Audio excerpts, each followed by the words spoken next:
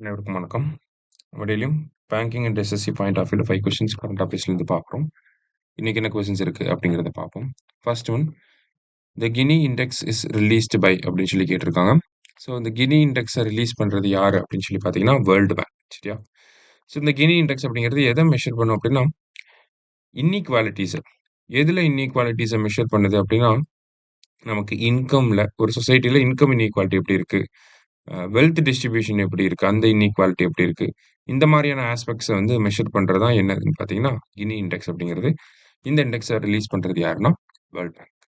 அடுத்தது, the Gini index helps in understanding how equally income, wealth or consumption is distributed across households or individuals in a country அப்படின்னு சொல்லி சொல்லியிருக்காங்க. சரியா? So என்ன சொல்லியிருக்காங்க, it helps in understanding how equally income, wealth or consumption is distributed. ஓகேவா? எப்படி இது income எப்படி டிஸ்ட்ரிபியூட் ஆயிருக்கு, வெல்த் எப்படி டிஸ்ட்ரிபியூட் ஆயிருக்கு, கன்சம்ஷன் பேட்டர்ன்ஸ் எப்படி இருக்கு அப்படிங்கிறத ஸ்டடி பண்றது தான் இந்த கினி இண்டெக்ஸ். அதுதான் சிம்பிளா இன்இக்வாலிட்டிஸை மெஷர் பண்றாங்க அப்படின்னு சொல்லி சொல்றோம். சரியா? India score in Gini index is 25.5, making it the 4th most equal country in the world. ரெண்டுமே கரெக்ட் தான். இந்தியா வந்து வேர்ல்டுலேயே 4th மோஸ்ட் ஈக்குவல் கண்ட்ரியா சொல்றாங்க இன் டர்ம்ஸ் ஆஃப் கினி இண்டெக்ஸ்ல. ரஷ்யா, சாரி, அமெரிக்கா, சைனாவோட பெட்டர் பெர்ஃபார்மரா இந்த இண்டெக்ஸை பொறுத்த வரைக்கும் இருக்கும். இந்த இண்டெக்ஸ் தான் வேர்ல்ட் பேங்க் வந்து ரிலீஸ் பண்றாங்க. சரியா? போத் கரெக்ட் அப்படிங்கிறதா கரெக்ட் ஆன்சர். அடுத்தது, the 2025 BRICS summit held in which city அப்படின்னு சொல்லி கேட்டிருக்காங்க. ஸோ எங்க நடந்துச்சுன்னா Rio de Janeiro. Rio de Janeiro எங்க இருக்குன்னா பிரேசில்ல வந்து இருக்கு. சரியா? இதே போன வருஷம் பார்த்தீங்கன்னா கசான்ல நடந்திருக்கும். கசான், ரஷ்யா. இது வந்து 2024ல நடந்தது.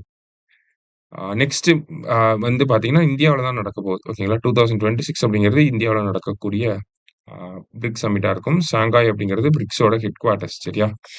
பிரிக்ஸை பொறுத்த வரைக்கும் நமக்கு Brazil, Russia, India, China, South Africa, அது இல்லாம ஐ ஸ்கொயர் சியு அப்படின்னு சொல்லி ஞாபகம் வச்சுக்கலாம். I square Iran and Indonesia, Iran, Indonesia, Saudi Arabia, Egypt, Ethiopia, UAE. சரியா? இவங்க தான் மெம்பர் கண்ட்ரிஸ். இதுல லாஸ்டா சேர்ந்த மெம்பர் கண்ட்ரி அப்படின்னா இந்தோனேஷியா.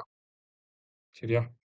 அடுத்தது, which of the following became the 21st country to accept euro அப்படின்னு சொல்லி கேட்டிருக்காங்க. ஸோ யூரோப்பியன் யூனியனோட காமன் கரன்சியை தான் நம்ம என்னன்னு சொல்றோம், யூரோ அப்படின்னு சொல்லி சொல்றோம்.